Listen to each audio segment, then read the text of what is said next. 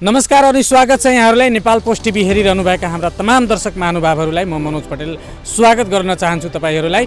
र यतिखेर हामी बिरगंजमा रहेको कृषि औजार कारखाना कम्पनी लिमिटेडको यो मूल गेटमा हामी यतिखेर आइपुगेका छौँ र यो स्थलगत अनुगमनको लागि हाम्रो टिम हामी यहाँ पुगेका छौँ। अहिले हाम्रो फर्स्ट पेजमा चाहिँ 6-7 वटा प्रडक्ट्सहरू सर्टलिस्ट गरेका छौँ, जुन चाहिँ एकै भएको डाईको यता देख्न सक्नुहुन्छ। यो डाईहरू हुन् सबै यहीँ भएको डाईबाट चाहिँ केही छनौट गरेर अहिले हामीले एउटा बेल्चा भयो, त्यसपछि खुकुरी अनि कुटो कोदालीहरू गरेर चाहिँ टोटल 7 वटा डिफ्रेन्ट प्रडक्टहरूमा चाहिँ अहिले टेस्टिङ पेजमा चाहिँ हामी चेक गर्दैछौँ।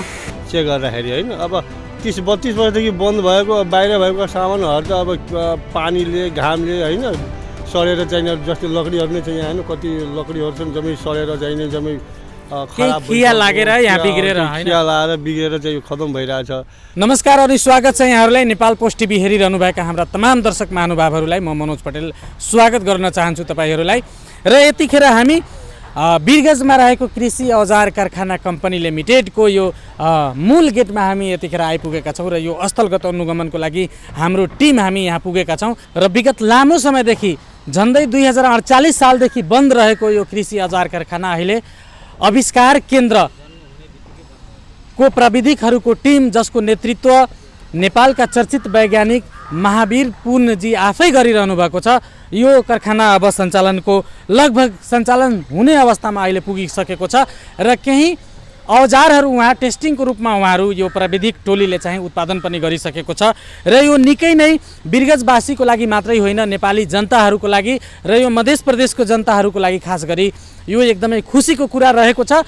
र पक्कै पनि यो पूर्ण फेजमा चाहिँ कम्पनी सञ्चालन भइसकेपछि जुन अहिले हामी सानो सानोदेखि लिएर ठुलो कृषि यन्त्रसम्मको चाहिँ हामी परनिर्भर छौँ। अहिले बाहिरबाट आयात गरेर हामी त्यो जुन हामी धानिरहेको छौँ, हँसिया कोदालोदेखि लिएर बेल्चादेखि लिएर सानो सानो सामान पनि हामी विदेशबाट आयात गर्दै आएको देशको रूपमा चिनिएको नेपाल यो कृषि औजार कारखाना चाहिँ सञ्चालनमा भइसकेपछि त्यसलाई चाहिँ रोक्नेको छ र व्यापार घाटा पनि केही कम हुन सक्ने छ भनेर विश्लेषकहरूको भनाइ छ। र यतिखेर हामी तपाईलाई भित्रको दृश्यहरू पनि देखाउनेछौँ कि कस्तो अवस्थामा अहिले यो कृषि औजार कारखाना रहेको छ र कहिलेसम्म सञ्चालन हुन सक्छ। यो प्राविधिक टोलीहरूसँग हामी चाहिँ उहाँहरूको प्रतिक्रिया लिने पनि प्रयास गर्नेछौँ। पटक पटक चाहिँ सरकार जुन हाम्रो नेपालको तत्कालीन सरकार रहेको थियो, निजीकरण एक्ट ल्याएर चाहिँ देशको तमाम ठुला कारखानाहरू बन्द गर्यो। त्यति बेला नै यो कम्पनीलाई पनि यो कृषि औजार कारखानालाई पनि बन्द गरेको छ। अझ भन्ने हो भने जनताहरूको भनाइलाई हवाला दिने हो भने सरकारका नै वक्र दृष्टिमा परेर यो कारखाना बन्द भएको थियो र पुनः एकचोटि अहिले यसभन्दा पहिलाको सरकारले चाहिँ यसलाई सञ्चालन गर्ने प्रयास गरेको छ। र अहिले प्रधानमन्त्री प्रचण्डको नेतृत्वमा सरकार बनेको छ। सरकार फेरिएसँगै के समस्याहरू, प्राविधिक समस्याहरू छ, अर्थ मन्त्रालयहरूले आर्थिक कुराहरू, बजेटको कुराहरू दिन सकिरहेको छ कि छैन, त्यसै गरी यो सञ्चालन भइसकेपछि कति प्राविधिकहरू चाहिन्छ, कर्मचारीहरू यसलाई रोजगारीको सृजना कति गर्छ र यन्त्रहरू पनि कति निर्माण गर्छ, यावत कुराहरूमा चाहिँ हामी छलफल गर्ने प्रयास गर्नेछौँ र भित्र प्रतिक्रिया लिने प्रयास गर्नेछौँ। हामी तपाईहरूलाई सोझै भित्र लगेर यो कम्पनीलाई पनि देखाउने तपाईँले प्रयास गर्नेछौँ। म यहाँहरूलाई बताउन चाहन्छु यो कम्पनी 9 बिघा 11 कट्ठाको क्षेत्रफलमा यो अवस्थित छ र यसमा आवास क्षेत्र र यो कम्पनी जुन हेरिरहनु भएको छ यो बिल्डिङ, यो नै हो कम्पनीको बिल्डिङ, जहाँ भित्र मेसिनहरू छ र त्यहाँबाट नै कम्पनीले चाहिँ उत्पादन चाहिँ सामग्रीहरू गर्दछन्। र यसको पछाडि यतातिर तपाईँ साइडमा हेरिरहनु भएको छ आवास क्षेत्र पनि अहिले केही व्यक्तिहरू यहाँ सुरक्षा गार्डहरू झन्डै तत्कालीन समयमा 20 देखि 25 वटाहरू सुरक्षाकर्मीहरू गार्डहरू रहने यो कम्पनीमा अहिले 5 देखि 6 वटा सुरक्षाकर्मी अहिले यहाँ छ र उहाँहरूले नै सुरक्षा दिइरहनु भएको छ भनेर हामीले जानकारी पाएको छौँ। र यो तमाम यावत कुराहरू हामी तपाईँलाई भित्रै लगेर स्थलगत रूपमा हामी तपाईँलाई देखाउने प्रयास गर्नेछौँ। यहाँको परिचय पाऊँ? हजुर नमस्ते, मेरो नाम चाहिँ प्रज्वल कोजु। म चाहिँ यता राष्ट्रिय आविष्कार केन्द्रमा मेकानिकल इन्जिनियरको रूपमा आबद्ध छु। अब जस्तै कि भादौमा यो सालको भदौमा यहाँहरूले यो आविष्कार केन्द्रलाई सरकारले चाहिँ 10 वर्षको लागि कृषि औजार कारखाना सञ्चालनको जिम्मा दिएको छ। केही मैले अघि हेरेँ केही कुराहरू तपाईँहरू अब जस्तै कि बेल्चा लगायतका सामग्रीहरू निर्माण पनि गरिरहनु भएको छ।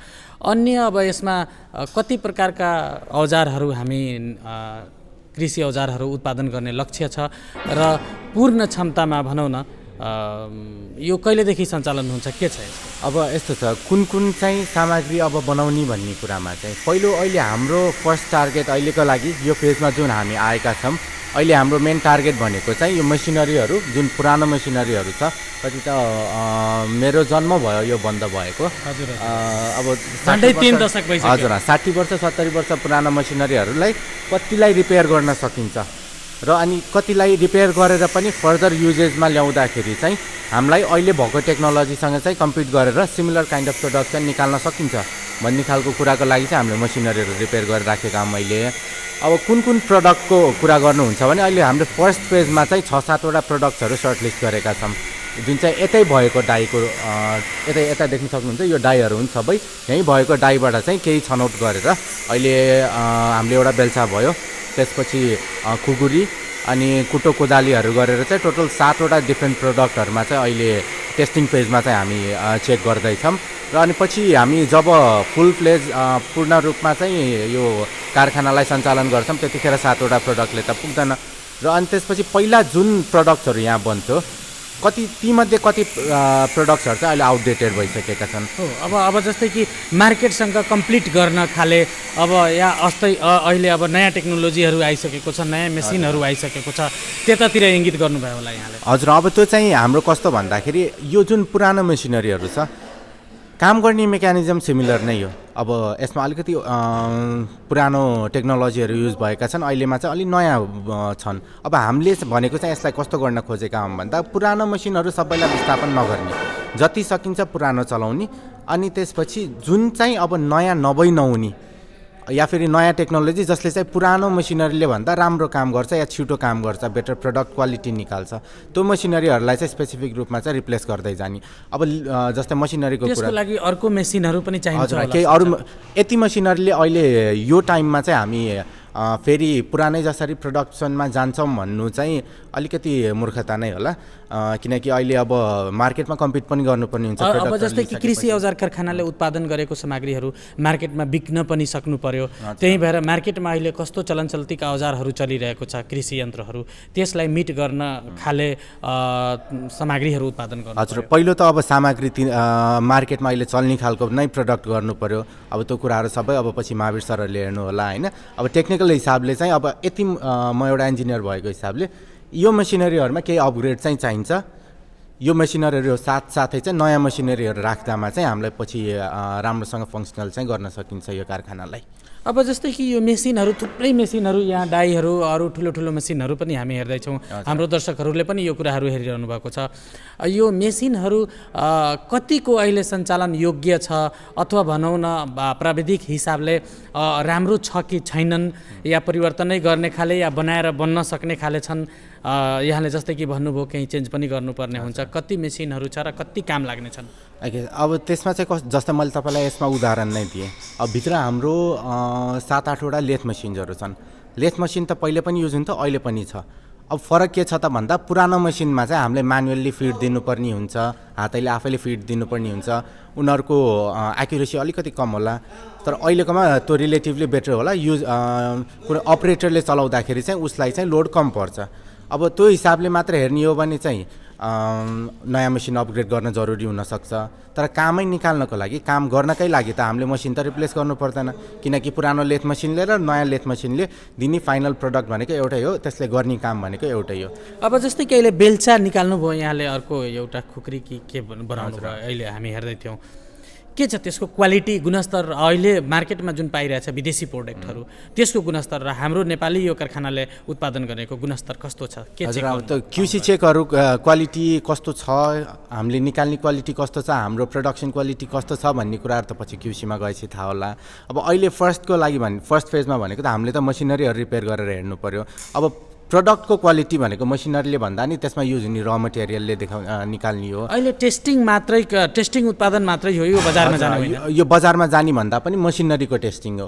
30 वर्षदेखि बसेको मसिनरी चाहिँ अहिले रिपेयर गरिसकेपछि फेरि त्यसले प्रोडक्सन लायकको चाहिँ काम गर्न सक्छ सक्दैन भन्ने कुराको टेस्टिङ गरिराखेको काम। अब जस्तै कि सरकारले आविष्कार केन्द्रलाई यत्रो विश्वास गरेर यो कृषि औजार कारखाना सुम्पेको छ, सञ्चालन गरिदिनु पर्यो भने यहाँहरूको टिमलाई चाहिँ सरकारले गुहार लगाएको छ, यहाँहरूले काम गरिरहनु भएको छ। यो हाम्रो आविष्कार केन्द्रका प्राविधिकहरू र यो यहाँहरूको टिम छ, जस्तै कि वैज्ञानिक महावीर पुनको जुन यो टिम छ, यो टिमलाई भनौँ के भन्न चाहनुहुन्छ तपाईँहरू? एकदमै यसलाई सञ्चालन गर्न हाम्रो प्राविधिकहरू दक्ष छन् र यो छिटै सञ्चालन हुन्छ, के भन्नुहुन्छ हाम्रो दर्शकहरूलाई? अब यसमा चाहिँ कस्तो भन्न चाहन्छु भन्दा सर, अब यो 30 वर्ष पहिल्यै बन्द भएको फ्याक्ट्री हो। अब त्यो बेलामा नेपालमा जब राम्रो युनिभर्सिटी थिएन, राम्रो टेक्निसियन्सहरू युनिभर्सिटीहरूले निकालिराखेका थिएनन्, त्यो बेला यो फ्याक्ट्री सञ्चालनमा थियो भनेपछि अब जतिखेर चाहिँ नेपालमा भएको इन्जिनियरिङ कलेजहरूले या फेरि अरू फ्याकल्टीहरूले चाहिँ हजारौँको नम्बरमा चाहिँ दक्ष जनशक्ति चाहिँ निकालिराख्नु भएको छ। यस्तोमा त अब अहिले हामीले यो फेजमा आएर चलाउन नसक्ने भन्ने त छँदै छैन सर। म्यान पावर हामीसँग इनफ छ, बस हाम्रो त बाहिर गइराखेका छन् सर। भोलि अब जस्तै कि प्राविधिक कुराहरू पनि यहाँहरूले हेर्नु भएको छ, भोलि यो कारखाना फुल फेजमा सञ्चालन भयो भने विदेशी प्रोडक्टलाई यहाँ उत्पादन भएको केही कृषि हाम्रो जुन आयात भइरहेको छन् कृषि औजारहरू, त्यसलाई रोक्नको लागि कस्तो टेवा पुर्याउँछ र यसले रोजगारीको सिर्जनाहरू कस्तो गर्छ? कतिको रोजगारी सिर्जना? रोजगारी त अभियसली नै गर्छ सर। अब मैले सुनेअनुसार चाहिँ पहिला नेपालमा लगभग 40-50 वटा सरकारी स्वामित्वका फ्याक्ट्रीहरू थिए। अब अहिले हार्डली मुस्किलले चाहिँ 10-12 वटा होलान्, त्यति पनि मलाई चाहिँ थाहा छैन, एक्ज्याक्ट भ्याल्यु चाहिँ थाहा छैन, एक्ज्याक्ट नम्बर चाहिँ थाहा छैन, सायदै होलान्।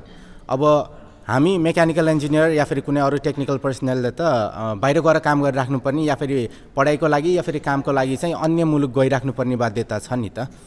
अब यतै हुँदो हो त हामी यतै पनि सेटल हुन सक्छौँ।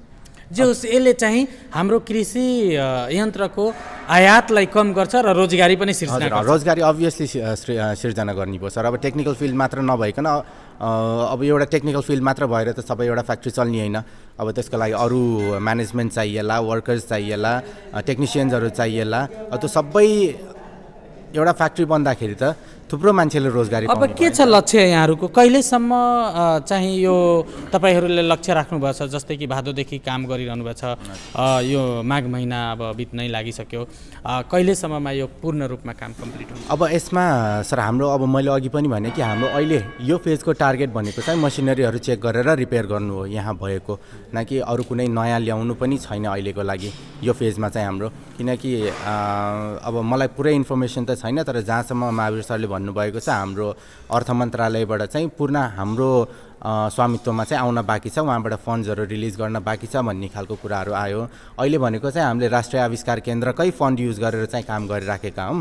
अर्थ मन्त्रालयको कुनै पनि फन्ड चाहिँ अहिलेसम्म आइसकेको छैन। अब महावीर सरले हामीलाई चाहिँ यो फेजमा मसिनरी रिपेयरको मात्र जिम्मा दिनुभएको छ। धेरै धेरै धन्यवाद। हजुर, हस्, धन्यवाद हजुरलाई पनि। र अहिले यतिखेर हामीसँग यहाँका सुरक्षा प्रमुखको जिम्मेवारी लिइरहनुभएका सुरक्षाकर्मीहरू पनि हाम्रो माझ हुनुहुन्छ, उहाँहरूको पनि म छोटो प्रतिक्रिया लिन्छु। यहाँको परिचय दिनुहोस् न।